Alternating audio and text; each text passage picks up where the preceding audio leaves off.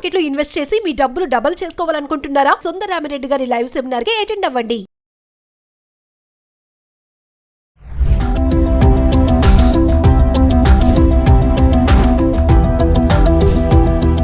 నమస్తే, welcome back to Suman TV. Present మనతో పాటు ఉన్నారు consumers affairs committee chairman Mandari Krishna Reddy గారు. నమస్తే సార్. నమస్తే అమ్మా. సార్, కరెంట్ బిల్లు గురించి మాట్లాడుకుంటే ఎంత తక్కువ వాడినా కూడా కరెంట్ బిల్ ఎక్కువే వస్తుందని చాలా మంది ఒక డౌట్స్ అయితే ఉన్నాయి, ఎందుకు ఇంత పవర్ బిల్ వస్తుందని చెప్పేసి. మరి ఒక న్యూస్ అయితే హల్చల్ అవుతుంది, అక్టోబర్ 1 నుంచి కరెంట్ బిల్ కట్టే వాళ్ళకి ఒక గుడ్ న్యూస్ అని చెప్పేసి. అంటే ఒకసారి వివరాల్లోకి వెళ్తే, జిఎస్టీ మార్పుతోటి భారతదేశం లోపల 4 స్లాబ్ల నుంచి 2 స్లాబ్లకు రావడం వల్ల చాలా పరిశ్రమల్లో, చాలా సర్వీసెస్లో మార్పు వస్తుంది. అంటే తగ్గుతుంది. పెరిగేవి చాలా తక్కువ. పెరిగే వాటిలో ఏంటంటే మనకు చూసుకున్నాం, పొగాకు ఉత్పత్తులు, డేంజర్గా ఉండేటువంటి పొగాకులు, లగ్జరీ కార్లు, అలాంటి వాటి కొన్నింటికి 40% దాంట్లో దిగిపోయి తీసుకెళ్లారు. కానీ మిగతా వాటన్నిటిని కూడా 28%లో ఉండేవన్నీ కూడా 18%లోకి వచ్చేసాయి. అలాగే 18%లో ఉండేటువంటివి చాలా వరకు 5%లోకి వచ్చాయి. నిత్యావసర వస్తువులు అయితే 99% వచ్చేసాయి. అట్లాగే రెన్యూబుల్ ఎనర్జీ అంటే మనకు సూర్యరశ్మి నుంచి తయారు చేసేటువంటివి ఏవైతే ఉన్నాయో, రెన్యూబుల్ ఎనర్జీ లోపల ఎక్కువగా విండ్ కానీ, విండ్ పవర్ కానీ, మిగతా పవర్స్ అన్నీ కూడా వీటి లోపల 12%లో ఉండేటువంటి ఐటమ్స్ అన్నీ కూడా 5% తీసుకొచ్చారు. అక్కడ రెన్యూబుల్ ఎనర్జీ మీద కూడా, దాని మీద కూడా పర్సంటేజ్ చార్జ్ చేసేవాళ్ళు. అంటే ఆ కరెంట్ ఉత్పత్తి చేసినప్పుడు దానికి జిఎస్టీ 12% వేసేవాళ్ళు. అంటే పరికరాల మీదనే కాకుండా ఉత్పత్తి, విద్యుత్ ఉత్పత్తి మీద కూడా 12% వేసేవాళ్ళు. ఇప్పుడు దాన్ని 5% చేయడం వల్ల 7% డిఫరెన్స్ వచ్చింది. ఆ 7% ఆటోమేటిక్గా ఇప్పుడు కస్టమర్స్కి తగ్గాలి. అయితే రెన్యూవబుల్ ఎనర్జీ డైరెక్ట్గా వాడుకునే వాళ్ళకు 7% అవుతుంది. కానీ కరెంటుకు రెన్యూవబుల్ ఎనర్జీకి ఏంటి తేడా అంటే, రెన్యూవబుల్ ఎనర్జీ కొన్ని పరిశ్రమల్లో ఉపయోగిస్తున్నారు. తర్వాత ఇప్పుడు ప్రతి ఇంటి మీద తీసుకోమని చెప్తున్నారు, ప్రతి ఆఫీస్ మీద తీసుకోమని ప్రయత్నిస్తున్నారు. గవర్నమెంట్ దానికి చాలా సబ్సిడీ ఇస్తుంది. తద్వారా ఎవరైనా పెట్టుకుని, అలాగే ఎస్సీ క్యాండిడేట్స్కి ఫ్రీగా పెట్టేట ప్రయత్నం కూడా జరుగుతుంది. వాళ్ళు ఉపయోగించుకోలేమన్నా మిగిలినదే ఉంటే దాన్ని ప్రభుత్వం తీసుకొని మామూలు విద్యుత్ వాడకం దాంట్లో కూడా దాన్ని పంపిస్తుంది. అంటే ఇండైరెక్ట్గా రెన్యూబుల్ ఎనర్జీ ద్వారా తగినటువంటి జిఎస్టీ కరెంటు కూడా ఉపయోగపడుతుంది.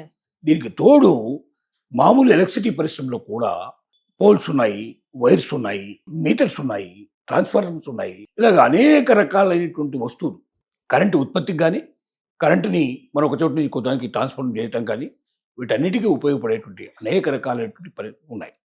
వీటన్నిటి మీద కూడా ఇప్పుడు జిఎస్టీ తగ్గింది.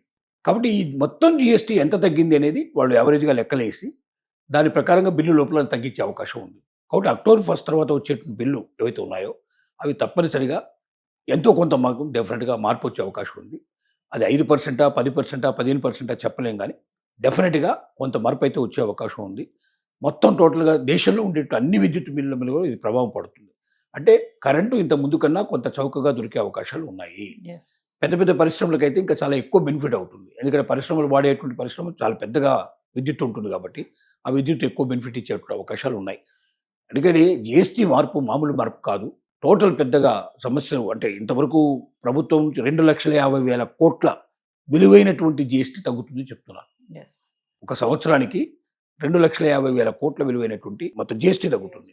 అంటే 2,50,000 కోట్లు మొత్తం తగ్గినట్టే లెక్క కదా. అంటే ప్రజల మొత్తం నుంచి ఖర్చు పెట్టేటువంటి మొత్తం ఖర్చులో 2,50,000 తగ్గినట్టు మనం లెక్కేసుకోవాలి. అన్ని కోట్లు తగ్గినట్టు లెక్కేసుకోవాలి.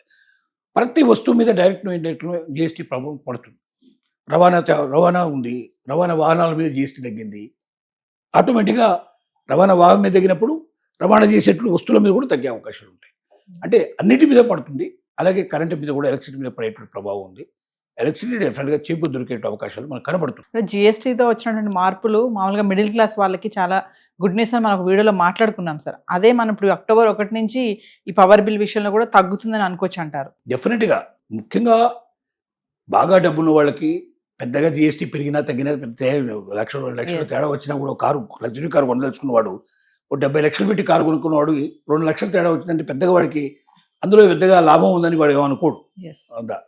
ఆ 2 అయితే 72 లక్షలు తీసుకోమంటాడు. ఎందుకంటే ఆ పెట్టగలిగే స్తోమత, కెపాసిటీ అతను ఉంది కాబట్టి.